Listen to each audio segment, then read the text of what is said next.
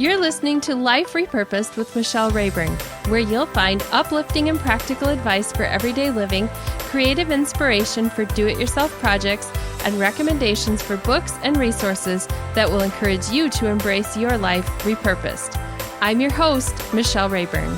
Hey friends, welcome to another episode of the Life Repurposed podcast.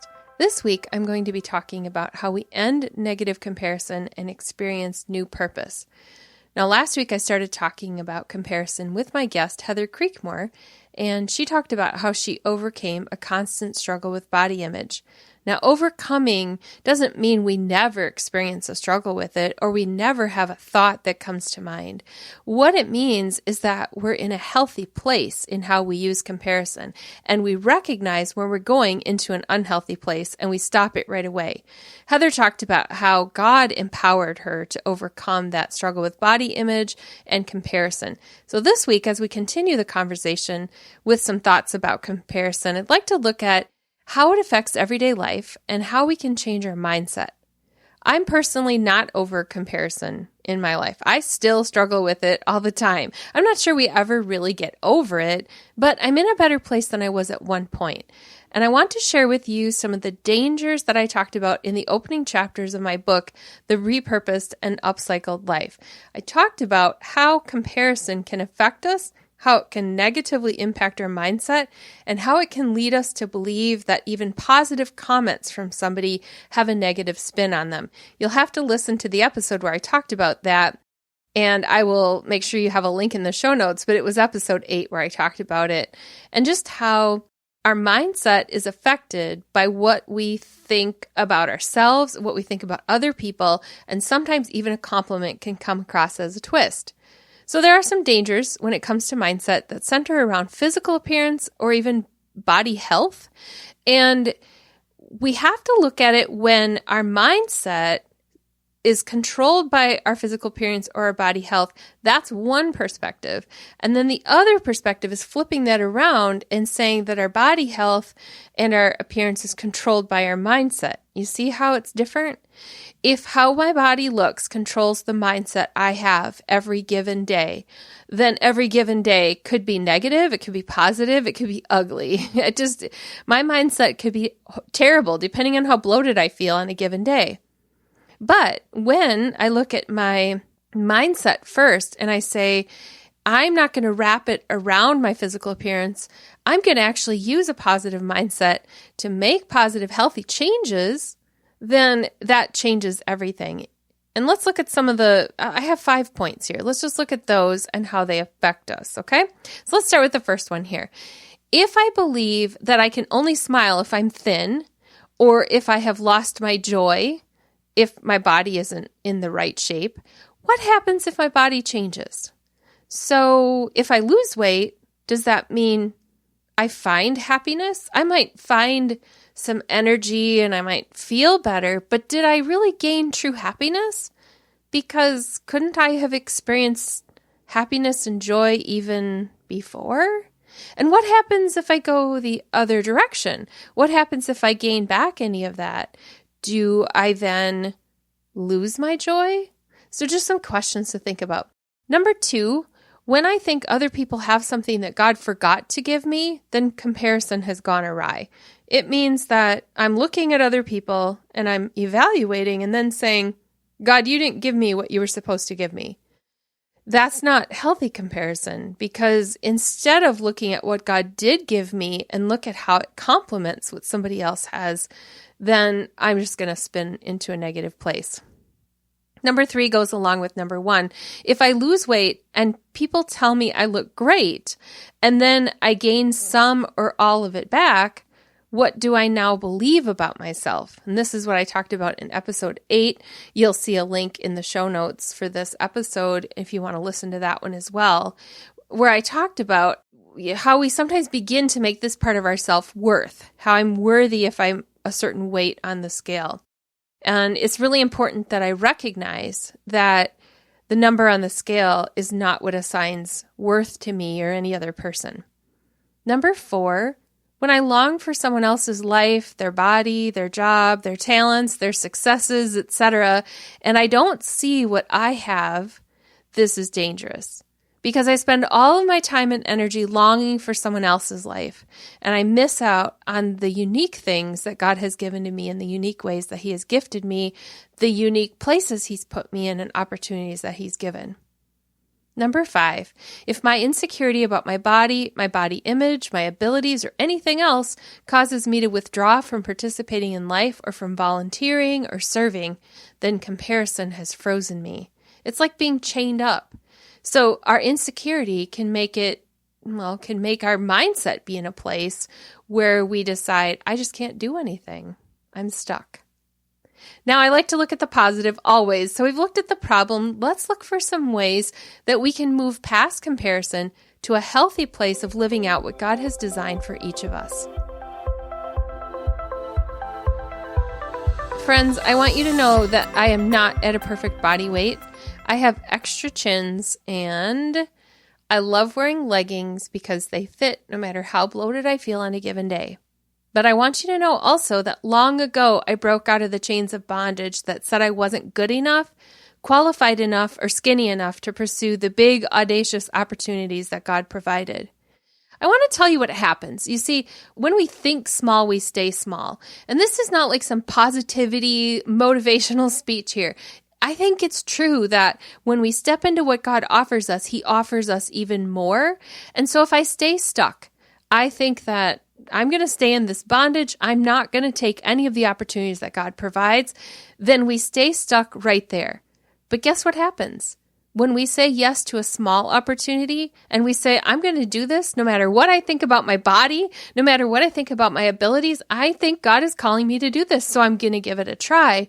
God keeps opening up more. And when I stopped waiting to be a certain size to pursue writing and speaking, I put it all out there, especially on the stage, sometimes literally.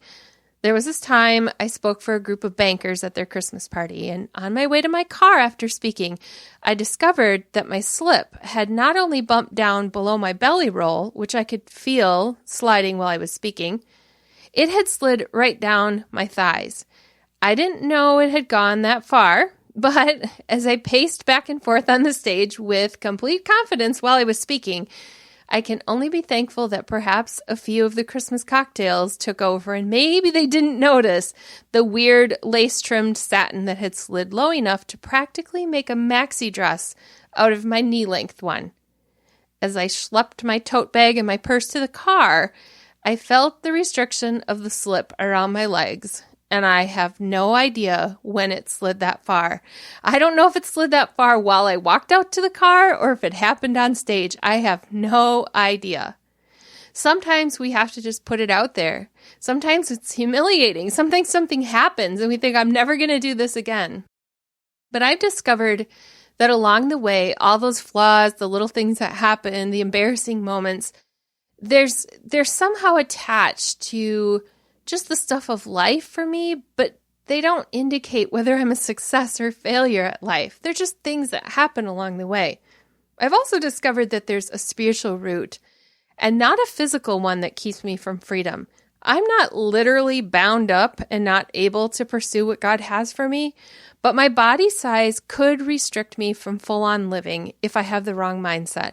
And here's a couple of things that are part of that mindset that can really restrict us and keep us imprisoned. One is pride. I know the thoughts of people. I know how they criticize people on the stage or in a photo shoot. I've seen comments about news anchors and Hollywood stars. I know the awful things people say about people who gain weight or who are overweight, who don't look the perfect way. They make comments about noses and ears and hair and all those things.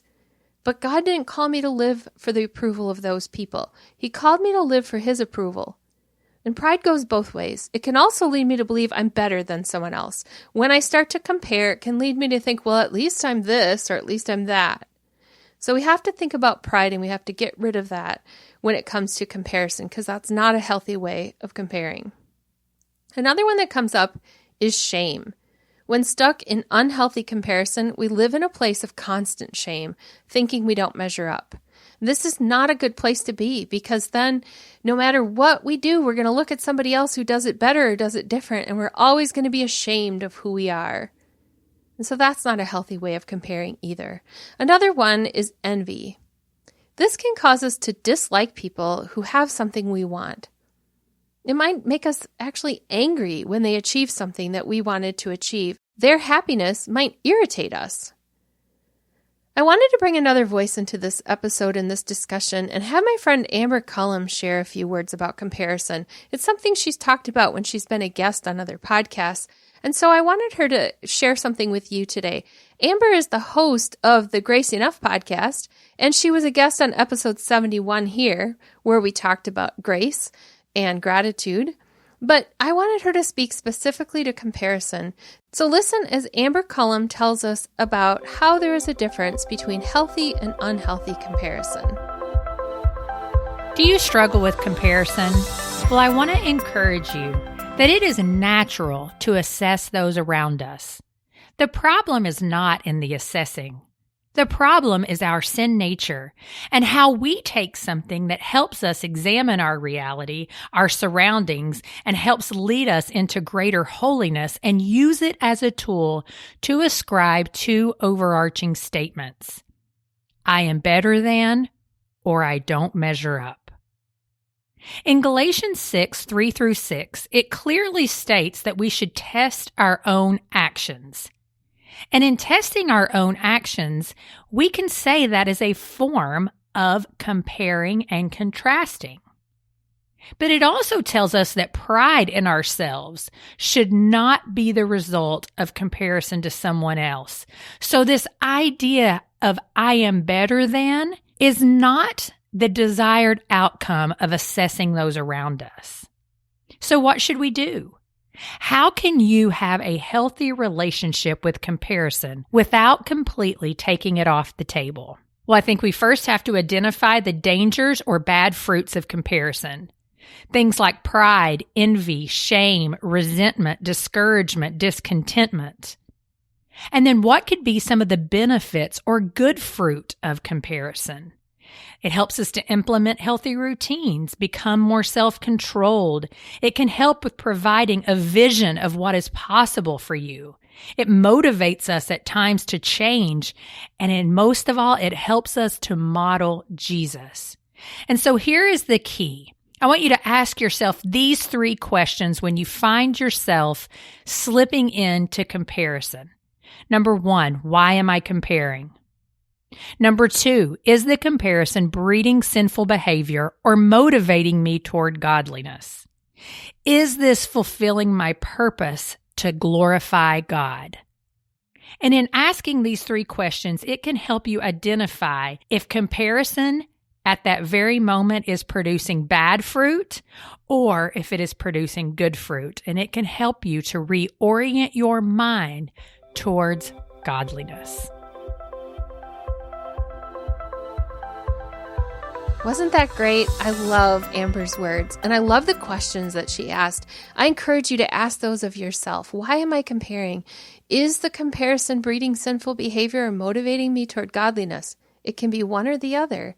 Is this fulfilling my purpose to glorify God? Before we move into the resources, I want to encourage you to think about how has comparison affected you? Has it been something that's helped you to pursue what God wants for you, or has it been something that's kept you chained from doing that? I encourage you to really think about that and ask some questions and see if this is the time for you to step into what God has for you. If this is the time for you to lay aside the envy, the shame, the pride, whatever it is that's holding you back from doing what God has called you to do. I encourage you to look at that, pray about that, and really ask God, what do you want me to do next? Let's talk about some resources for you to have as you go into your week. You'll find links to today's resources at michellerayburn.com/76. That's the show notes for this episode. It's also a blog post. So if you have friends who are not really into listening to podcasts, you can share those show notes, that post, with your friends and maybe inspire them to check out some of these resources as well. If you want to continue thinking about this topic, I encourage you to check out my book and the companion Bible study book. And I'm going to use this as an opportunity to plug that book once again, even though I've talked about it on here a few times. I have some chapters that speak to the idea of comparison. So check out The Repurposed and Upcycled Life When God Turns Trash to Treasure. And you can download a sample of the first chapter of that by signing up on my website. So you get to see the first chapter of the book, and you get to see the first chapter of the Bible study that goes with it. So you can try it out and see if it's something that your group would like. It's been in the top 100 in the Christian humor category on Amazon for most of the last year, and that's been really exciting for me. It's something that I've celebrated because it means that people are really pursuing that idea that God has called us to a life that's different, where we flip upside down the things that hold us back. So I encourage you to check out that book. I'd also like you to check out Amber Cullum's podcast, Grace Enough. Now, this is something she talked about in a couple episodes ago. If you haven't yet gone there and subscribed to her podcast, I encourage you to do that, because she wants to encourage believers that God can use to impact his kingdom no matter your story. God does the changing, he does the transforming, the redeeming. And so she talks about that on her show, always with the idea in mind that his grace is enough. That will be in the show notes at michellerayburn.com/76.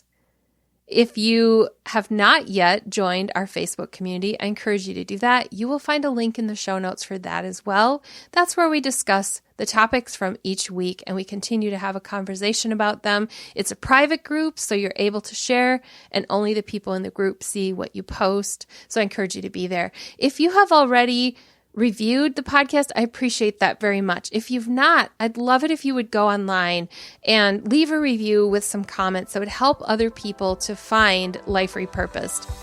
It encourages me, but also it helps other people to know that this podcast has helped someone else change their life. So please do that.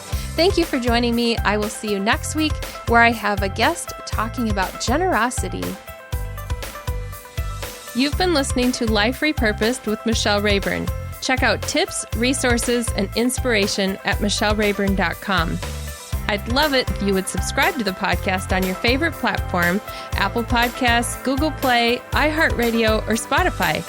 I'd also love it if you would like, review, and share the information about this podcast with your friends. Thank you so much for listening.